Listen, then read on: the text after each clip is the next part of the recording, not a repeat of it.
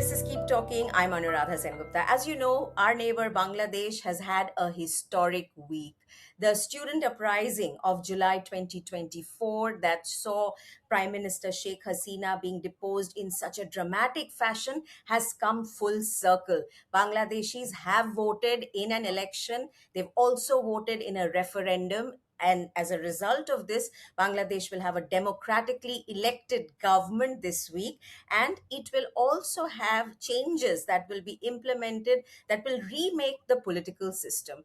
To understand what this moment in time signifies for Bangladesh as well as India's relationship with Bangladesh, I'm talking to Nayanima Basu. She's an independent journalist whose reportage and analysis are much sought after both by mainstream media news outlets as well as by think tanks. I've been following Nayanima's X updates from Dhaka.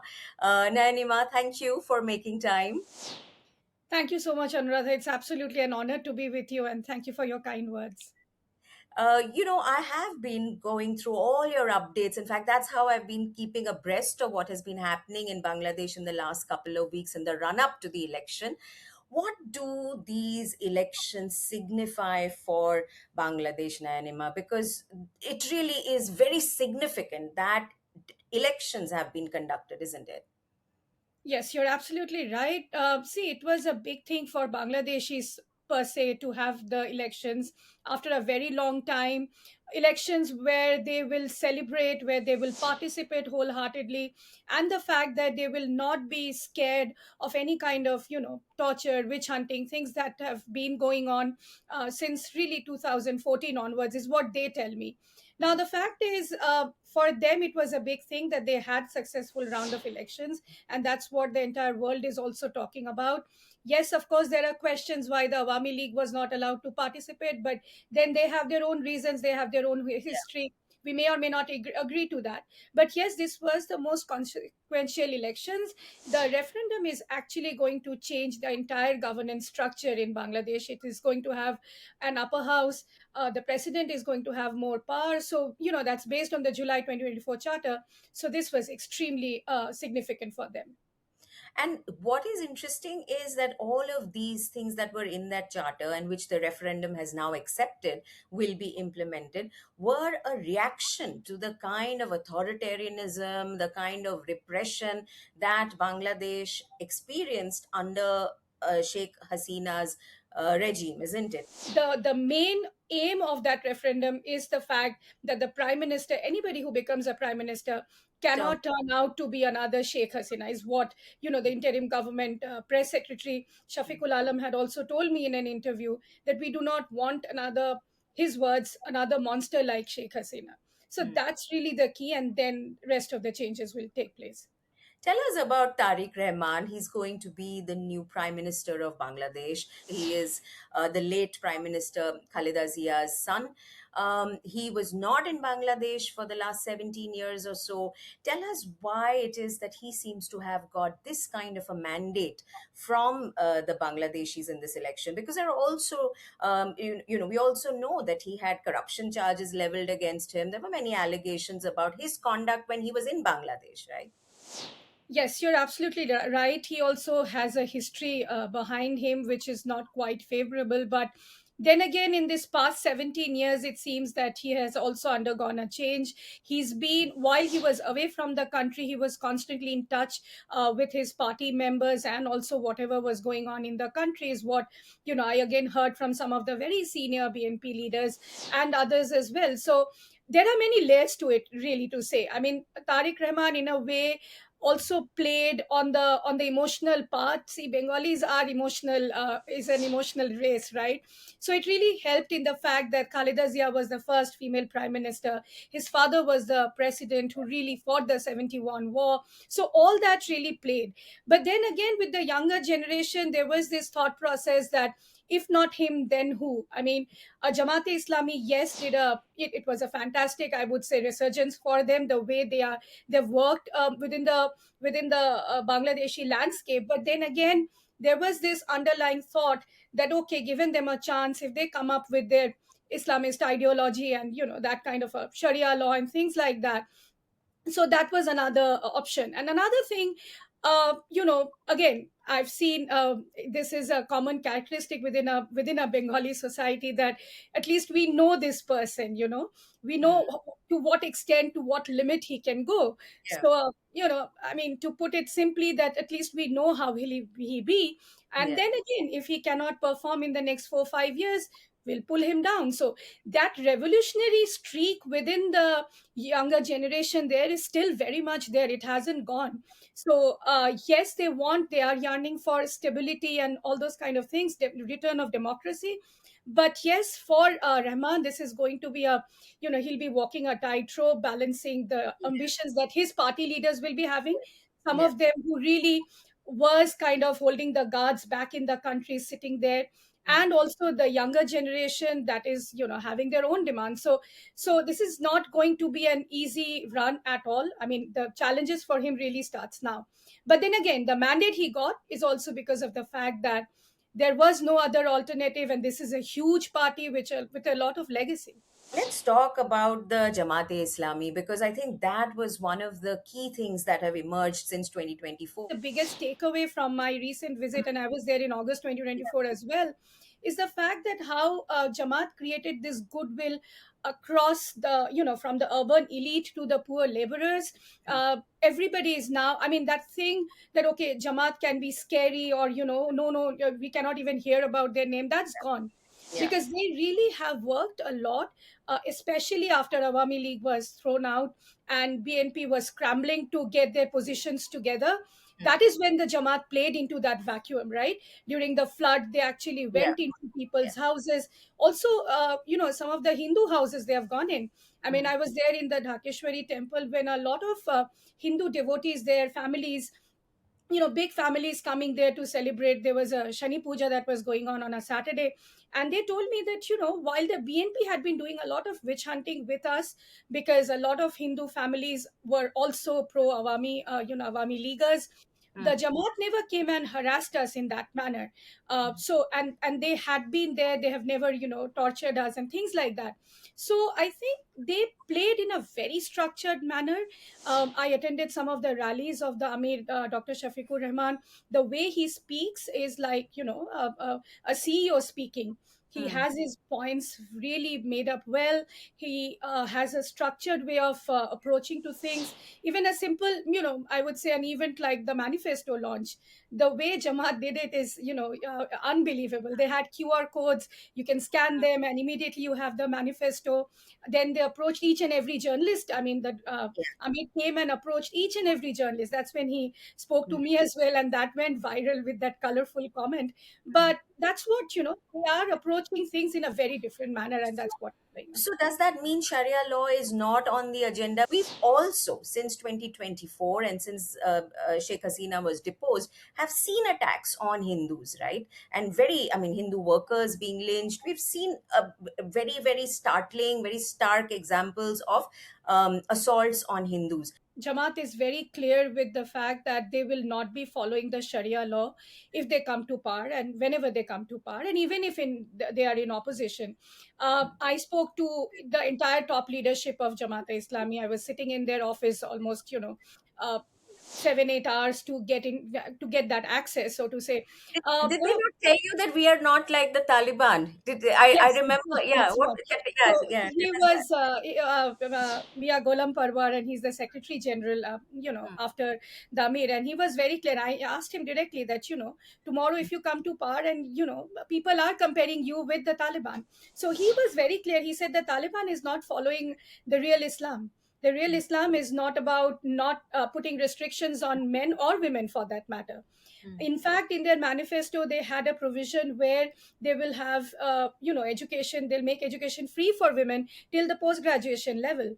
And so he was very clear. He said, while we will talk about morality and decency, when Mm. he spoke to me about certain limits, and those Mm. limits are not for women but also for men, but he was very clear that we'll follow the constitution. Nobody can touch, nobody can go beyond the constitution. So Sharia law is in its own place, but if Mm. we run the country, it has to be based on the constitution. So that's what, the Amir was very clear about. Coming to your second point on the the attack on the minorities that we've been seeing, not just Hindus and of people of other faiths as well, that has really accelerated after 2024, and a lot of the blame goes to the interim government for not being able to manage the law and order situation. And we've seen that whenever a country, any country for that matter, is under a massive historic transformation, the poor and marginal, the minorities, always, they are the vulnerable parts of any society. They get attacked, the first anger falls on them. And that is also because there is this understanding that every Hindu family is also a supporter of Sheikh Hasina and Awami League.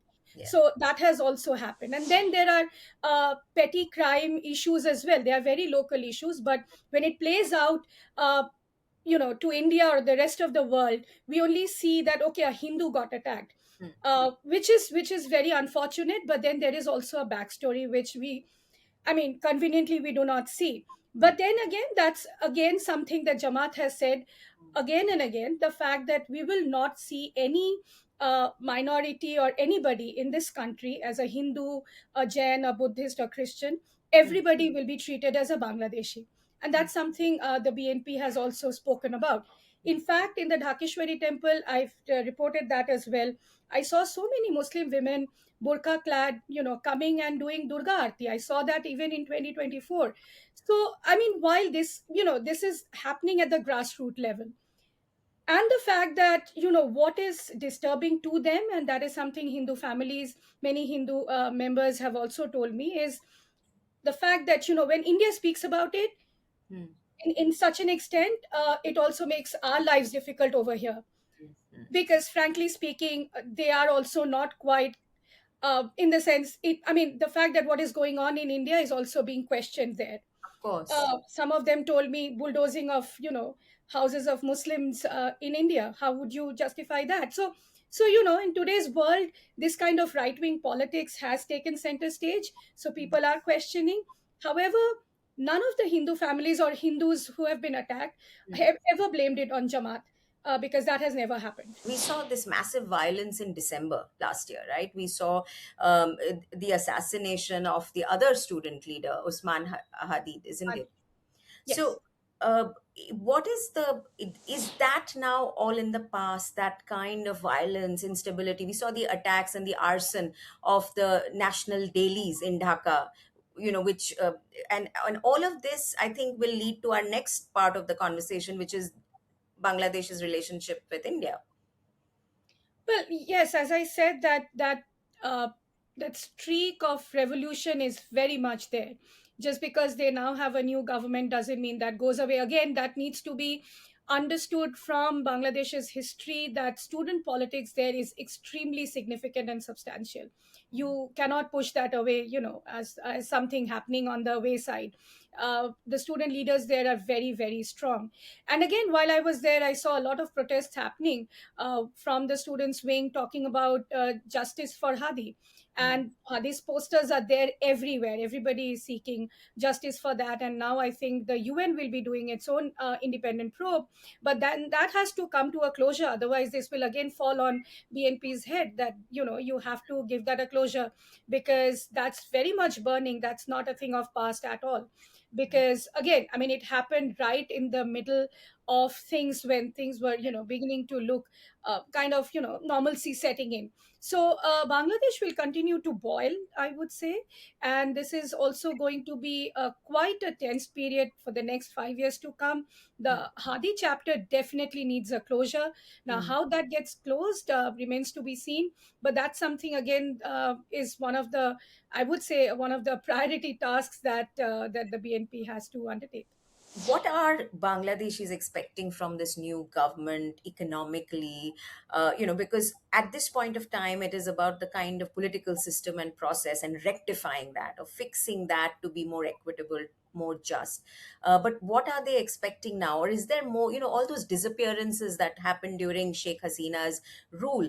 Have those matters been addressed? Well, I think the first 3 years of this government will be consumed in addressing some of the human rights violations that have taken place. Right from, as you said, disappearances and those detention centers, which they call as Aina Ghar, right? So there are many victims of Aina Ghor that's still there, who are willing to come out in the public now and talk about some of their experiences, and those are heart wrenching.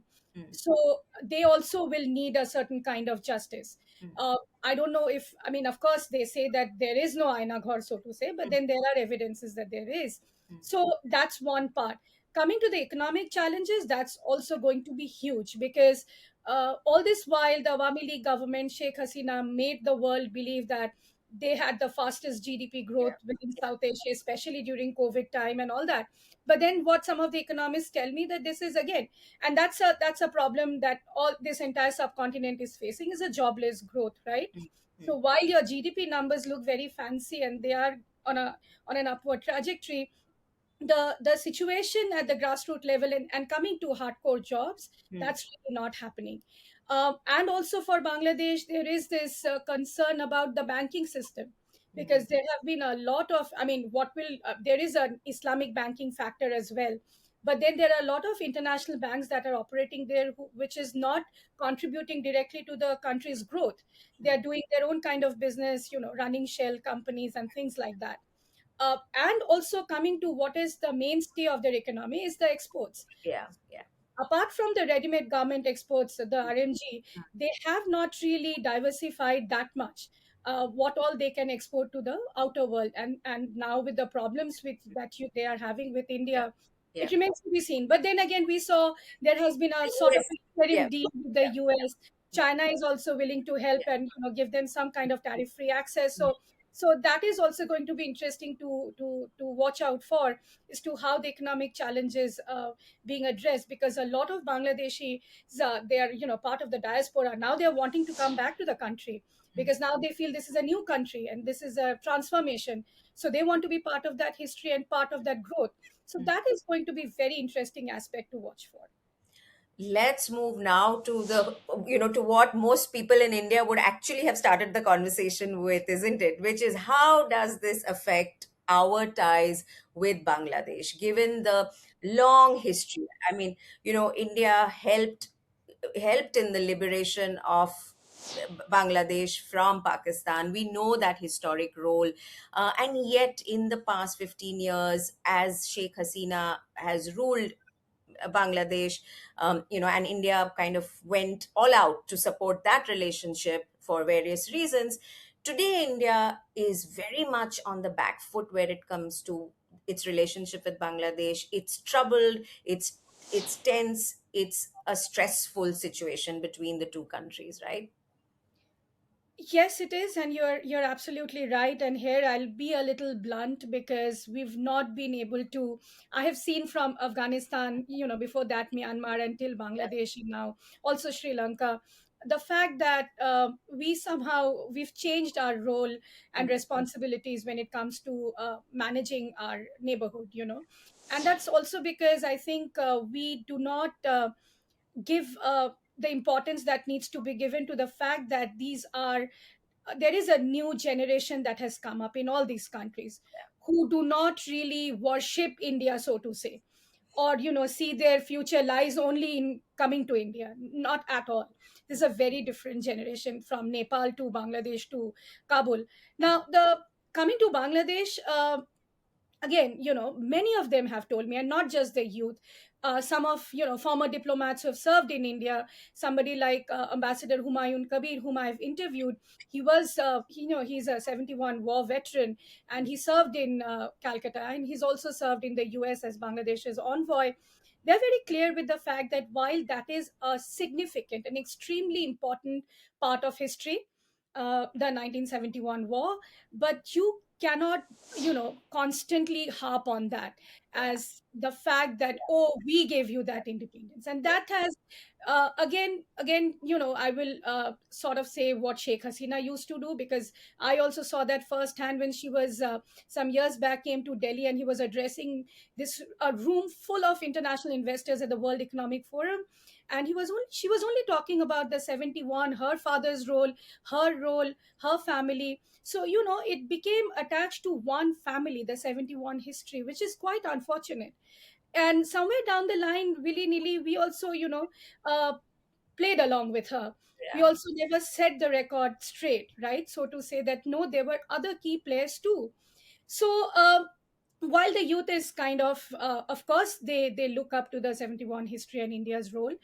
They are also very aware that today's India is not that India, and today's Bangladesh is not that Bangladesh. So they are looking for a new identity, a new kind of existence, a new kind of independence, so to say. And And this therefore a new kind of relationship with India, isn't it? absolutely, I think you absolutely. make this point so unequivocally, Nanima. It is so categorical, so clear that India needs to relook how it conducts itself in this relationship. So it cannot be this dada, boro bhai, boro bon, whatever you want to say, right? And this paternalistic, slight superior, big country, big power with this historic relationship. We need to change the way we conduct ourselves. That is very clear.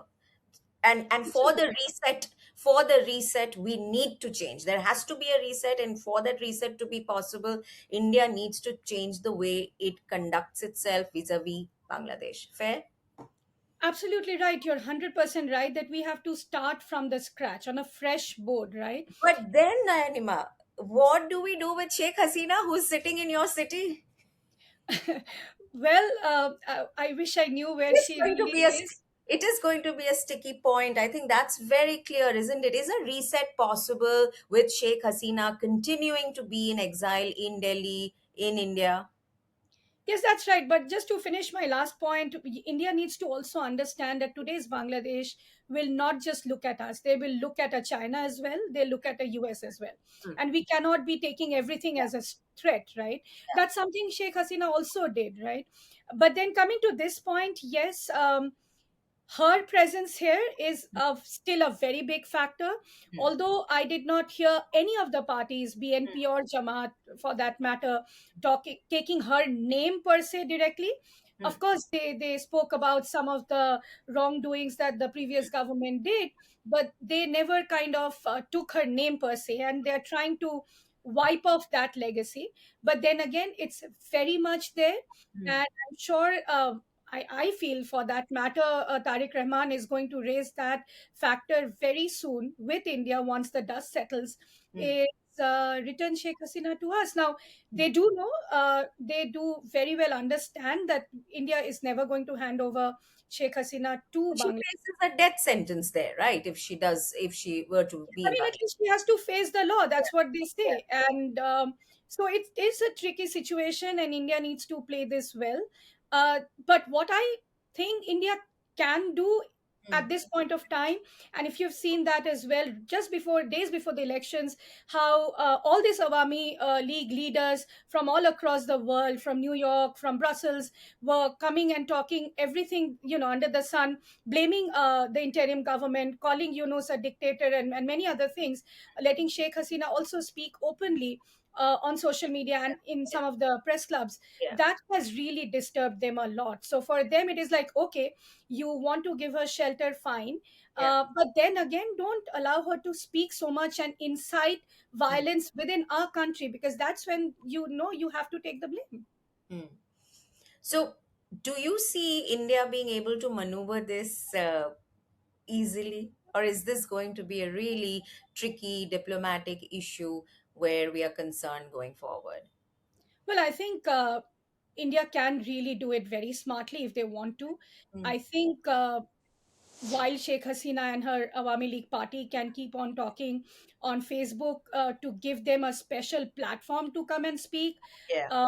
is probably what the government can put some kind of restriction on. And, all it requires deft diplomacy, and the fact that if you really want to have a good working relationship with the BNP government Mm. or with Bangladesh at large. Mm. And again, I would not say BNP. India should engage now with the Jamaat-e-Islami also, which it had been doing before elections. And we should not again deal with one individual party or an individual character. Is there a way that India can find where Sheikh Hasina leaves to a third country? Is that a possibility?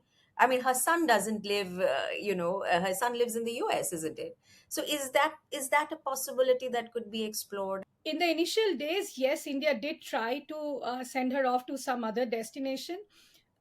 knowing very well that this is going to be a big stumbling block. Mm, But again, that also depends on which country would like to host her.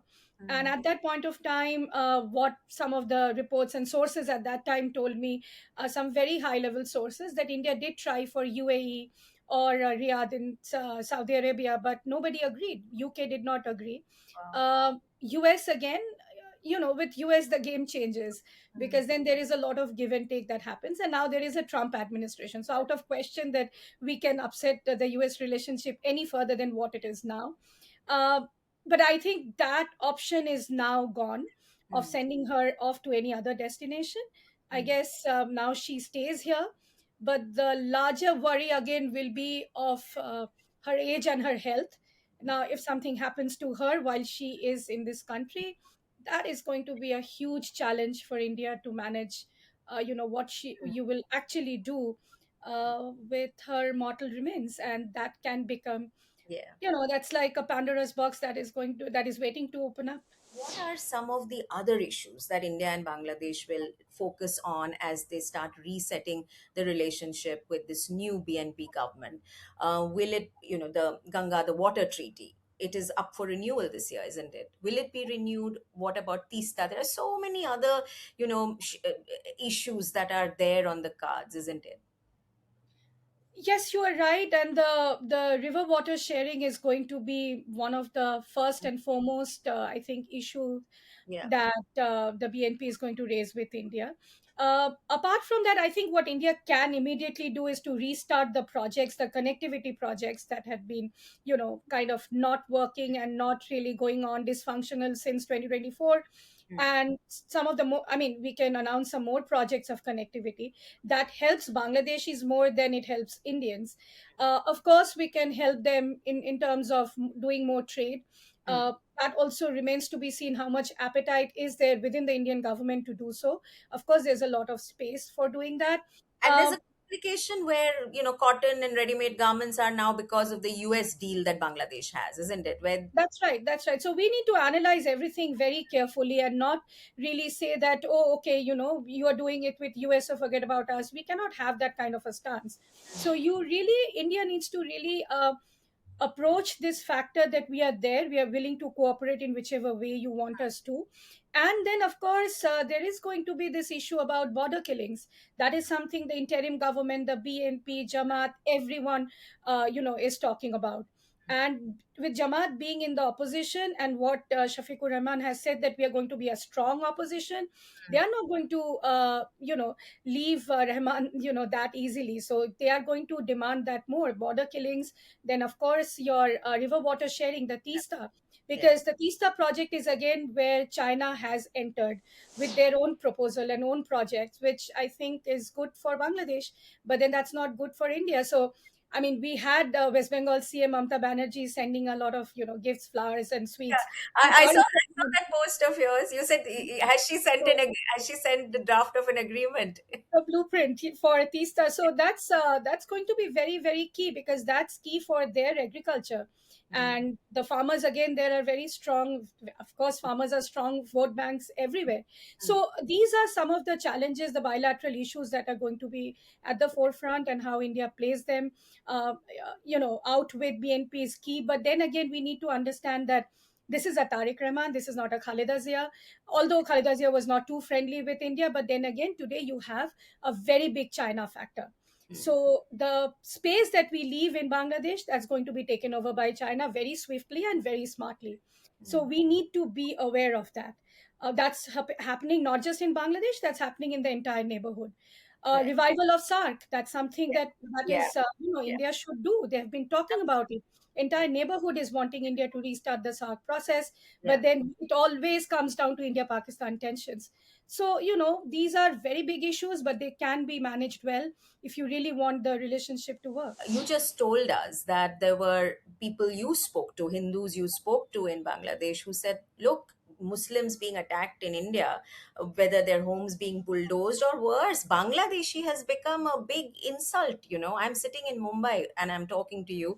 The Mumbai has just had municipal elections. The first thing the mayor says after being elected is, oh, there are illegal Bangladeshis in this city. We are going to go after them. So this kind of Bangladeshi, and making the Bengali Muslim a Bangladeshi, then making the Bangladeshi a pejorative term and insult. I think this has got to stop here in India, isn't it? That's absolutely right, and that is what upsets the younger generation there Yeah, all the more. I'm You not know, surprised. an intellectual 60 plus Bangladeshi understands where it is coming from, but the younger generation is not willing to understand that this is, you are doing this only for your own domestic Yeah. politics. It is attacking them, and they feel hugely insulted with this kind of language. Not just what was told recently. Mm. It started with that termites Yeah. language. Yeah. So it hurts them. It This hurts was them, the and it Home also angers Minister in them. a campaign speech, isn't it? This was our Home Minister in a campaign speech that reference Yes, to that's termites. right. And that has absolutely not gone down well across Bangladesh. So we need to stop this kind of comments. That's the first thing, and that's the easiest thing to do, I believe. So that is extremely important. And not just that, uh, you know, very many intellectuals there, scholars, and even some of, the common man there also talks about Babri Masjid chapter, which I was quite surprised to see. They have not forgotten all that. They talk about it. So we need to understand all that. And again, what we forget is that this is a Bengali speaking society which is very enlightened. I have seen, I mean, what really attracted me is the fact that early morning when you step out, you will see the series of rickshaws standing in front of your hotel in a posh locality like a Bonani, and you'll see the rickshaw wala is reading a Prothom Alo or any other Bengali newspaper, from cover till the last page. So that is the Bengali society we are talking about. So this is not one society that only survives on watching reels. They are very much aware of the politics in and outside the country. Nayanima, let's do one question on Muhammad Yunus, Professor Yunus, before we close. I met him in 2006 when he won the Nobel. I'd gone to Dhaka, and this was for CNBC. We did a piece, I did an interview with him. Why has he become a person that India dislikes so intensely? A. And B, what is his role going to be now that Bangladesh has an elected government? What happens to this caretaker interim government and Professor Yunus as the person who led it? Well, yes, and I also kind of met him in 2006-7 when he came to India for the World Economic Summit Yeah, after winning the Nobel yeah, Prize. But then, his personal animosity with Sheikh Hasina is yeah, something that, India has also taken note of and have sided with Hasina. And his entire chapter with Grameen Bank and microfinance and all that, um, kind of questionable. But then again, what we forget that this is end of the day, we need to understand what Bangladeshis want. India has its own kind of reservation, so to say, that this is an illegal government, and this is not the caretaker government that is constitutional. We've said that openly also. But then we did see Foreign Secretary Vikram Misri meeting him in 2024 itself in December, then Prime Minister meeting him. Maybe somewhere down the line things did not fall in place also with the minority things, and of course with the hyperactive, sorry to say, media and social media, yeah, of course. uh, the TV media, so to say, that only projects one Hmm, particular aspect. hmm, Bangladesh as a country may be small, but this is a hugely densely populated country with a lot of, I would say the population is extremely literate. So, what happens to Yunus? Yes, that's a question everybody is asking. What I have heard is that he is trying to go back. He has no kind of ambition to stay back. His aim was to get this election done and get some kind of a government in place, and he makes a good exit. I do not know whether he would want to be president, is what, some of the rumors going on. But then again, it remains to be seen. I think it's the BNP's call now, and it is also the call of the Bangladeshis what they want. I mean, I did not hear any of the Bangladeshi talking about the fact that his coming in was all wrong. Yes, there are many criticism hmm. against him there as well. But then they are largely thankful that he came in and pulled the reins at that kind of a vulnerable situation, and he managed to get the elections done despite all the criticism. So yes, I mean, they really admire. What we do not understand is what the Bangladeshis want. If he stays as the president, that's their choice. We need to accept it. Yeah. But I think With India, again, if he becomes the president, we need to work with him, and that might be a little difficult with what we did. But what I really think is that he might do a good exit. Yeah. Like he said right after casting his vote, that this is Bangladesh 2.0. Now, if he really feels this is a Bangladesh 2.0, then let us have a new president, a new prime minister, and with fresh faces, let this country start with a fresh new beginning. Naima, this was such a good conversation because you know, the fact that you've been on the ground, you've reported, and you've been tracking this for so long is, you know, we stand to benefit from your deep understanding of this relationship. And I think, you know, I think people will notice there are two Bengalis talking to each other, sitting in India about Bangladesh. We are aware of that, and we also understand the shared roots that many of us have, isn't it? That is true, and that is why I had one tweet that really got me. I was trolled so badly, but I don't mind the trolling these days. I'm so used to it. Is the fact that there was a bookstore, a local bookstore somewhere in the corner that said Kolkata Bangla and local Bangla. So people don't understand, and every many people tell me, "Oh, it's easy for you to do ground reportage from Bangladesh because the language is the same." This That is in Bengal. Calcutta is a bigger problem, which nobody understands. It's like you are not a Bangal, Yeah. and then it all starts whether your family roots are from there, this, that, and so. But then for a Hindi speaking journalist, it's easy. They feel, oh, somebody from Delhi has come. So that was the fun out there when I went to Puran Dhaka, which is the old Dhaka, and I went to Mm. the Shodor Ghat, the in Buriganga and Yeah, all yeah. that. So there people were like, this is you're not a Bengali from here, where is it, and all that. So that's a challenge, and that's also the fun. So Yeah. I think that is something people need to understand out here as well, that these are very two different Bengals, so to say. Also, And that's also, where. also, I dare say, I must add that even though we understand the reality of borders and politics, we cannot forget the fact that there are such commonalities of language, culture. My ancestors from deep South Bangladesh, and moved to West Bengal in the 30s, in the 1930s. So it's difficult to forget these things, and why should one? Because this is what makes us who we are, isn't it? Absolutely. I mean, like in my family also, I had from my grandfather lineage coming from that country. And Mm. then there are painful stories of partition and how, they had to leave everything and start from scratch in this country. So we also have a lot of stories that are extremely painful. People only talk about one side of the partition. Nobody talks about this side of the partition, which also has a lot of stories to tell. Nanima, we'll keep talking. I can see the fall of Kabul behind you on your bookcase. We were Thank supposed you. to talk about it when the Talibanis were in Delhi, but we'll keep talking. We'll pick up on other conversations as as time goes along. Sure. Thank you Thank you for so much. Thank you for having me. Lovely it was.